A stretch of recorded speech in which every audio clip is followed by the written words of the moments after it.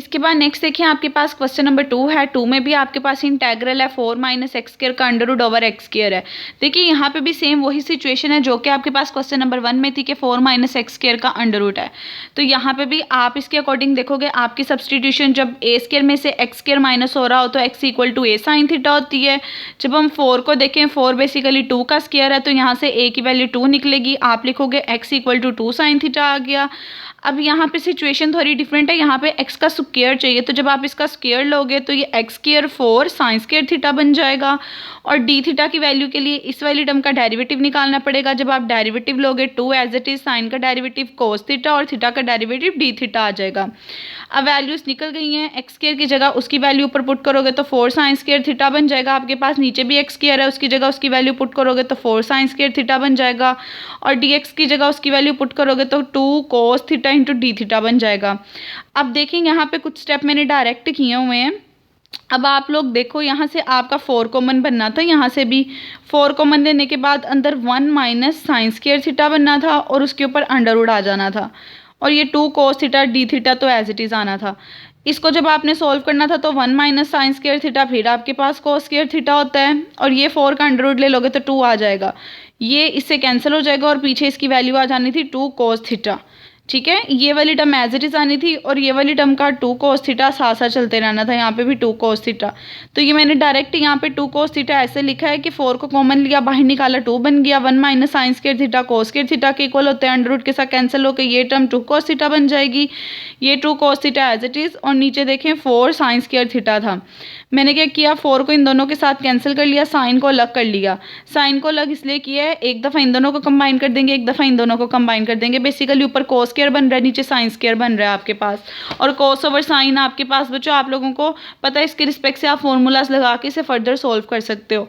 अगर मैं डायरेक्ट बात करूँ तो मैं इसकी डायरेक्ट इंटीग्रेशन नहीं कर सकती, तो इसको मैं लेकिन नए फार्मूले में कन्वर्ट करके सोल्व ज़रूर कर सकती हूँ। इसलिए मैंने नीचे वाली टर्म एज इट इज़ रहने दी, ऊपर वाली टर्म को मैं नीचे वाली टर्म के रिस्पेक्ट से चेंज कर लूँगी ताकि मैं उसको साइड डिवाइड करके उसे सिंप्लीफाई कर सकूं।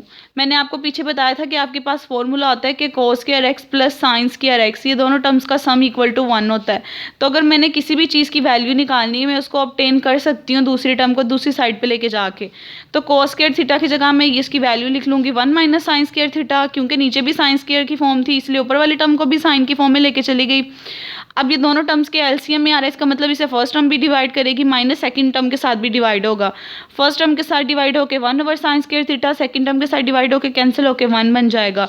अब 1 ओवर साइन स्क्वायर देखें, जिस तरह 1 ओवर साइन आपको मैंने बताया था आपके पास कोसेकेंड होता है, तो जिस तरह ये कोसेकेंड होता है तो इसका स्क्वायर करो, इसका भी स्क्वायर आ जाएगा, ये वाली टर्म कोसेकेंड स्क्वायर में चेंज हो जाएगी और 1 एज इट इज। कोसेकेंड की इंटीग्रेशन हमें पता है माइनस कोट एक्स होती है प्लस सी, तो उसकी जगह उसकी इंटीग्रेशन लगा दें, 1 की इंटीग्रेशन थीटा के रिस्पेक्ट से थीटा आ जाएगी। ये आपकी इंटीग्रेशन का फॉर्मूला आंसर आ गया इन फॉर्म ऑफ थीटा, लेकिन आपको इन फॉर्म ऑफ एक्स चाहिए। अब देखें क्वेश्चन में था x equals to 2 sine theta, जो हमने सब्सटीट्यूशन बनाई थी।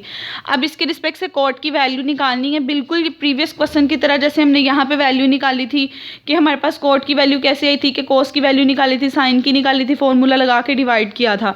यहाँ पे सेम वही वैल्यूज़ हैं, आपके पास साइन की वैल्यू थी, कोस की वैल्यू के लिए आपको पता है कोस आपके पास 1 माइनस साइन स्क्वायर थीटा के इक्वल था, उसके अंडर रूट के, उसके अंदर पुट करके कोट की वैल्यू निकाल के वो आपने पुट कर दी।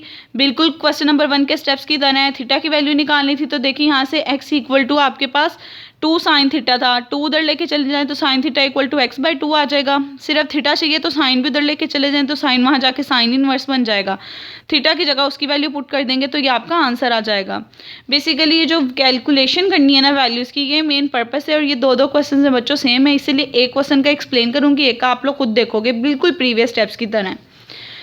नेक्स्ट आपके पास क्वेश्चन नंबर 3 है। 3 में प्लस साइन आ गया, जब प्लस साइन आ जाए तो a square plus x square में तो x equal to 8 tan theta होता है। यहाँ से अगर मैं a की वैल्यू देखूँ तो यहाँ पे a स्क्वायर की वैल्यू 9 है, तो यानी कि a की वैल्यू बन जाती है 3, तो सब्सटीट्यूशन बन जाएगी x equal to 3 tan theta. इसके अकॉर्डिंग आपके पास डेरिवेटिव लें, डी एक्स का derivative D X, 3 as it is, tan का derivative second square theta D theta आ जाएगा। आप x की वैल्यू पुट कर दें 9 प्लस एक्स स्क्वायर की वैल्यू बना देंगे तो वो 3 का स्क्वायर 9 आ जाता है और tan स्क्वायर आ जाएगा और डी एक्स की जगह उसकी वैल्यू आ जाएगी। अब ये 3 इस 3 को कैंसिल कर देगा, इसमें से 9 कॉमन ले लें, 9 कॉमन ले लेंगे तो अंदर 1 + tan स्क्वायर बचेगा, और 1 + tan स्क्वायर थीटा आपके पास सीकेंड स्क्वायर के इक्वल होता है। अगर ये वाली चीज़ सीकेंड स्क्वायर की इक्वल होती है तो आ जाएगा 9 सीकेंड स्क्वायर थीटा का अंडर रूट, और अंडर रूट कैंसिल करने के बाद 9 3 में चेंज हो जाएगा और ये सीकेंड थीटा में चेंज हो जाएगा। डैट्स वाई ये 3 इधर आ गया और साथ में सीकेंड थीटा आ गया, ऊपर वाला secant square theta as it is आ जाएगा। एक सीकेंड थीटा सीकेंड थीटा को कैंसिल कर देगा, कांस्टेंट बाहर आ गया तो ये secant theta over tan theta रह गया। इसका फॉर्मूला थोड़ा और ओपन कर लेते हैं। सीकेंड 1/cos के इक्वल होता है, tan sin/cos के इक्वल होता है। cos को कैंसिल कर देगा तो ये 1/sin बच जाएगा, और 1/sin को सीकेंड थीटा होता है।